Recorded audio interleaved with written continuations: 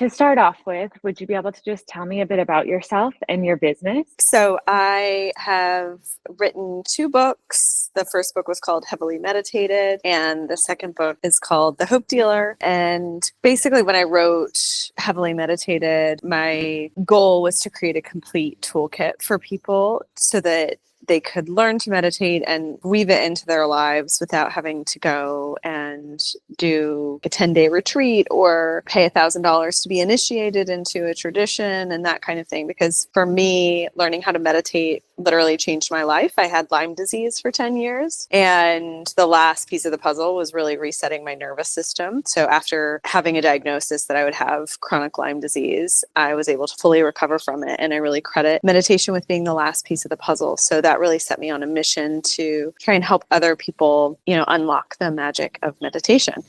And when I wrote the book, my goal was always to provide companion meditations to go alongside the book. So a lot of times with, personal development or wellness, people read a book that has sort of like theory in it, but you're kind of like on your own. You've got to go find a guided meditation or a teacher on your own. And at that time, it was YouTube. There wasn't Insight Timer. There wasn't Headspace. Like none of that really existed. And maybe Headspace had just come on the scene, but there weren't a lot of options. And I just felt like it was just too hard to learn how to do it. So I wanted to create what I wished existed in the world. And so with those companion meditations, originally I was just going to have them as like audio tracks that people could download. And then when my book sold to a publisher, there was actually a bidding war. So I ended up getting like a bigger advance than I was expecting and decided to go ahead and build an app. And that was the sort of inception of the Heavily Meditated app. And that was in 2020 that my book came out, and then the app came out later that year. That's really kind of the focus. Obviously, writing is something that I do regularly, but recording meditations. So I do breathwork meditation, yoga nidra, and yoga asana as well. And the app incorporates really all of that. In its original incarnation, it was all just audio content. And then I added video maybe a year and a half ago to the old platform. And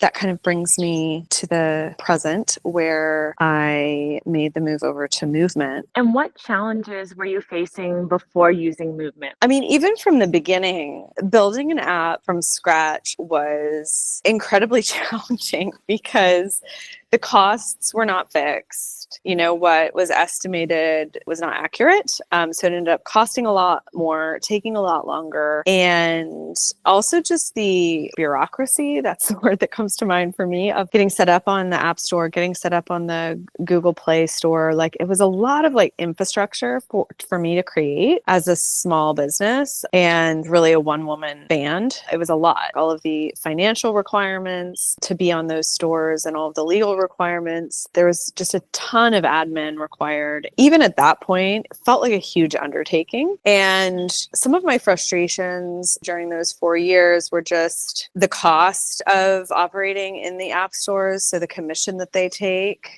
paying the developer fees just to be listed on the app store, just to have the privilege of being on the app store. All of those costs kind of add up, not to mention the costs like of hosting, all of your content on your own, servers and that kind of thing. So that was frustrating. And then also just like trying to work within that system of the App Store. So learning about ASO and trying to kind of elbow my way in, it was eye-opening. So I got a government grant from the Australian government, and it was basically to encourage Australian businesses who are exporting a good or service overseas, like outside of Australia and New Zealand. So you got 50% of your marketing spend back. So I got that grant and got really excited because I thought this is going to help me break into the App Store, like help me be discovered on the App Store, if that makes sense. So help me reach more customers. And so went at it from a few different angles, but in the last year, we really invested like all of the marketing budget into ASO and ASA. And what we learned from that was like, you just just can't compete with the budgets of companies like Calm or Headspace.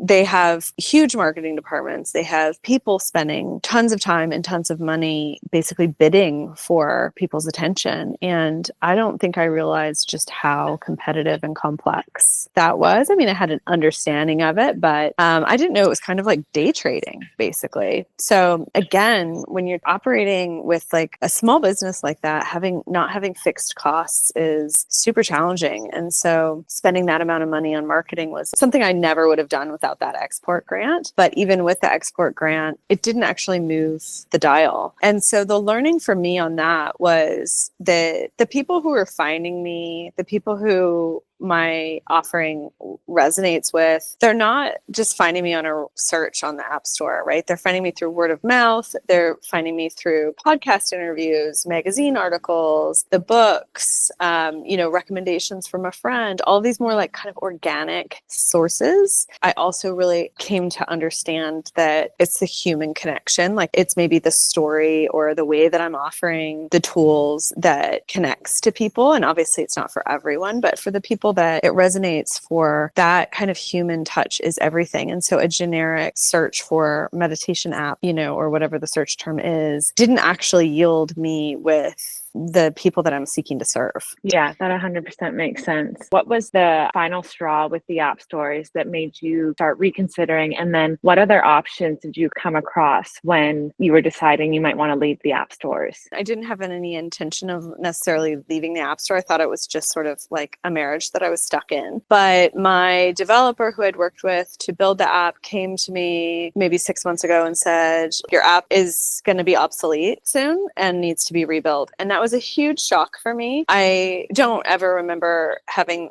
had those conversations that there was sort of like a lifespan or an expiry date on this app, because I'd obviously invested tens of thousands of dollars to build it. And I was a bit shocked and taken aback by that. And then the cost that was quoted to me was like $150,000 US to rebuild it, which is like, I don't even know how many, like 6 times I think I probably spent like 25 or 30,000 Australian to build the app initially. So that was just so far out of the realm of possibility for me that in a way it kind of felt like a blessing, because I was like, well, that's just not an option. So I have to find something else. That was obviously the straw that broke the camel's back. But in saying that, there were a lot of frustrations. So for example, I couldn't easily test things in the app. I couldn't easily test, just simple changes like language changes or pricing changes, or I couldn't create offers for people. I couldn't easily add coupon codes. Anytime I wanted to make any minute change, there was a huge expense associated with it. And also the App Store makes it very difficult for you to do discounts or incentivize people. In my experience. And even in the beginning, when I launched the app and I wanted to offer the app for free to like influencers, like trying to do that was a mission with the App Store. And that was really frustrating for me because I felt like you couldn't measure or track easily or incentivize people, different groups of people. So going to events or things like that, where maybe you could offer a coupon code for people and then you'd be able to track it and that kind of thing. None of that was really possible. So there were just so many restrictions like that felt difficult. But ultimately, it was just that there was no flexibility in any change that I wanted to make. I had to fund and kind of roll the dice on like whether it was going to work or not, or make any difference in the revenue that the app was generating. And also things broke all the time.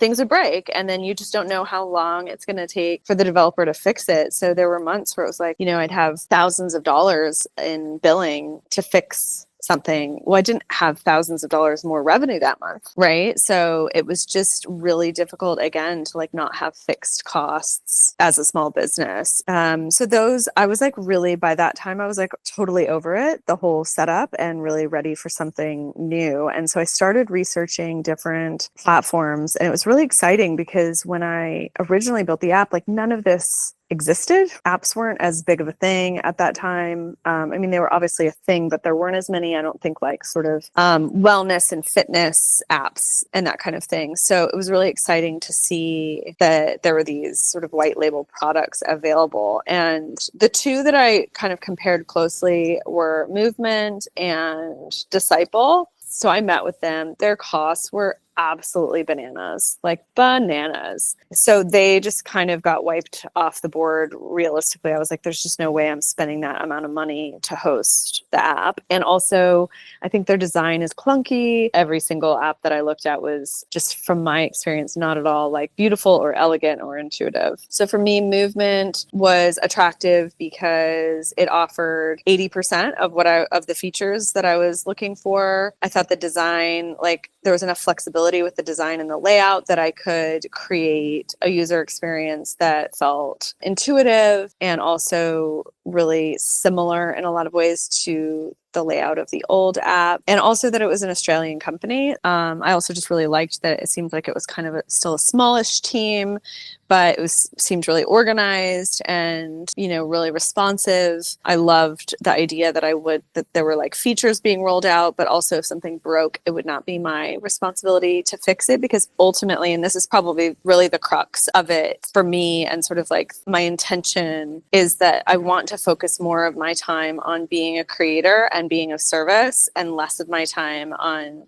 dealing with admin and tech issues and more of that sort of like operational stuff. And my hope is that with Movement, that's what it's going to allow me to do, is free me up to actually do the thing that I love and the thing that people that I'm seeking to serve come to me for. 100%. And that's what we say, like, why we're here is, to take the tech and that burden off of you so that you can focus on your strength and what you love to do, and kind of share that with the world. How did you find the process of getting set up with the app? What did your designer, I know you have a designer, particularly like about using the builder and Movement in general? For me, it was exciting. I'm not a tech person at all. I've had a blog for a really long time, a website and a blog. And so I'm used to like kind of tinkering with things. And I have a background in fine arts and I'm a very visual person. So for me, it's so much more joyful looking at the back end of Movement versus like Parse, which was like my database. That was basically the back end of my app, which was just like a spreadsheet. And it brought me absolutely no joy. It actually made me sad. And Movement is like, I can like change the text. I'm careful not to like change too much because I have a brand style guide that I stick to, but there's little things that I can test and change that I just like, I love that it's not, coded. And I think that my designer, I can't speak for her, but I think that she found it relatively easy to kind of translate the vision into the Movement platform. Overall, I'm really pleased with the way that the user interface looks and feels quite similar to our original vision. That's great to hear. Yeah, I think someone said the other day there's a lot of flexibility in Movement, but there's still kind of enough frameworks as well. Your design is probably trying to work a little bit outside of the bounds of the frameworks, but I think for other people it can be like helpful just to have a little bit of something to kind of direct and guide you. Yeah, well, I think for people who don't have a designer, you do need to give them like lines to color inside of. Otherwise, it gets kind of messy. What would you say? I know you're still kind of early in the process. Any kind of successes or tangible benefits you've already seen moving over to Movement or getting your members over to Movement? I will say that the ability to just like see people's subscription information, see their names, see what's happening in their account. I couldn't do any of that with the App Store. You could a bit more with Google Play, but if someone accidentally paid for a subscription when they already had one, like I can just easily refund that, or I could see if their subscription hadn't gone through, it's like, oh, well, you paid with a debit card. And so it just hasn't cleared the bank yet. That's why you don't have access yet. Little things like that. that, which are so much easier for me rather than having to go through a third party and try and figure that out, is amazing. So I love having a dashboard where I can just see everything in one place. It's nice. And it's just combined so many different pieces of software, really. So that is brilliant in terms of being able to message members in the app, being able to, have that community chat where people can connect. That's really exciting for me. I mean, hopefully I would like to someday get rid of the Facebook page because I just hate Facebook, or the Facebook group rather. But I think that connection, it can be really rich for members. So I'm excited about that. Would you say that, you're already noticing a savings in money per month with just not having to pay for the app stores? There's still a few things that are outstanding, but I know that, there were no fixed costs with a developer. So that could be anywhere from, there's some months where there was like minimal, either $0 or maybe like 300. But then there were other months where it was $1,000. And all of that's in US dollars, keep in mind. Yeah. So there were months where if there's like a hiccup and like the library also needs to be updated because Apple's made some change, then, that could be another 30 hours of work. So sometimes it was like this really gnarly game of dominoes where you just like tip one thing over and then it kind of unravels all of these unexpected issues. But then also there was like the hosting, so there was like Amazon AWS, which was probably, $50 a month. And then there was WordPress where I like hosted the images and the audio files. And that was another, probably $40 a month. And, there was lots of like little bits and pieces, and it's definitely going to be streamlined. And overall, I think just even eliminating the development costs is huge because you just never knew what that was going to be. And that's, like I've said multiple times, that's so hard as a small business because it was like something's broken or I want to add some sort of simple feature and it didn't necessarily translate into increased revenue.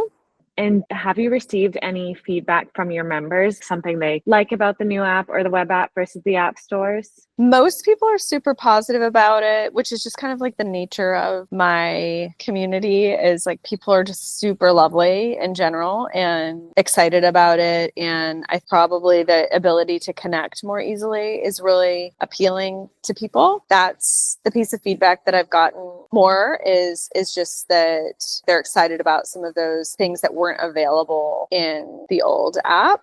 Amazing. What are your future plans for the app or business, and how do you kind of see movement playing a role in the business's growth? What I'm really excited about, so I'll give you an example, Monica. Like yesterday, I went to Coffs Harbour to speak at a librarians conference, and my audiobook publisher asked if I would be a speaker at the conference. So I went down there, and it was really interesting because we had like a chat on stage, and then I guided people just through like a simple breath practice, and then we had this kind of interactive experience where people looked under their chair, and there was a message taped under their chair, and then we read some of the messages from my book, The Hope Dealer, which is, it's kind of like, it's 101 messages. So it's sort of like almost like a tarot type experience where you can flip open to a page and, get a message for your day. So it was really beautiful to kind of like give people an experience. And then people came up to the booth afterwards to get like a free copy of the audiobook. And how many people came up and said, that was really amazing. I really loved that. I mean, it was so simple, but just having this experience of like interacting with 300 librarians who need practices like this, because librarians are being asked to do so much more now, right? With people, like I know where I live in Byron, it's a hub for the community, right? So there's like people who are transient or people who are unhoused, lots of people with mental health issues are like going to the library because it's cool in the summer and it's dry if there's rain, and, it's a safe place where they can go and, access resources or even just like be in a climate controlled sort of environment, use the bathrooms and that kind of thing. So I've noticed that people like librarians really need these resources for themselves. So what I was excited about yesterday is, in the future, I can have like a custom product or like code set up for them where I can say, here, use this discount code. And as a librarian, you can get X dollars off your membership, or also for workplaces, because some people who came up were interested in, because I do like workplace wellness with businesses. So, they buy subscriptions for their employees, and or I'll go in and do like a Zoom guided meditation every week at the start of their team meeting or that kind of thing. And that was another avenue where I was like, oh, this is really exciting because I can like give them something tangible to take away. Do you know, like, oh, you're the HR person, like here's a discount code for you to come and try the app free for a month, check it out, see if it's a good fit for your organization. Like that kind of being able to like offer something tangible and generous to people that's tailored to them is super exciting to me. And along that same vein, for my corporate clients, like my workplace wellness clients, being able to set up like content in the app for them that is exclusive to them is really exciting. So as an example, I have a client who has offices in Australia, the Philippines, Germany, and England. So they do a live guided meditation every Tuesday morning, Aussie time. But obviously for the Europeans, they can't make it. So I often just send, this is a version of the practice we did. You can find it in the app, where now I can send them a direct link. I couldn't do deep links in the old app. So being able to direct people to a specific practice is super exciting, but also that I could record the weekly practice and upload it to the app and only have that client and their team access it. That's super exciting. So I think just like being able to create that more personalized content for some of these different cohorts is really exciting, because ultimately, like my goal is to make it as easy as possible for people and to give them the content that is most like suited to them or most, helpful to them. So being able to tailor that in movement is really exciting. Yeah, I love to hear that. My last question for you is, would you recommend movement to others? And if so, then why? What would you say to other creators? Yeah, definitely. Like I would say that I have fixed costs now. And so I can actually grow my business in a meaningful way, where in the past that just felt actually hard to scale or change, make any new offerings or changes, because it just added so much complexity and uncertainty in terms of the cost. So I think that aspect is really exciting, especially for creators who are often like solo operators. I think the interface too is just like I said to you, it's like, it just gives me so much more joy to be able to log in and see things in a really visual way, in a really beautiful way, and understand where everything is and be able to make changes or adjustments, like being able to change the content so easily. Started doing like different, I always have done like a weekly plan. I've created an affirmation for the week for everyone that's kind of themed. And then also like a hit of inspiration that's like a little blurb that you can read. So being able to go in, change that content like pretty easily is really exciting. Also being able to schedule the weekly plans is a huge time saver for me, and just means that I don't have to do everything on a Sunday afternoon to get things ready for people for Monday morning. Yeah, just being able to create like a dynamic experience for people without me having to be there orchestrating it live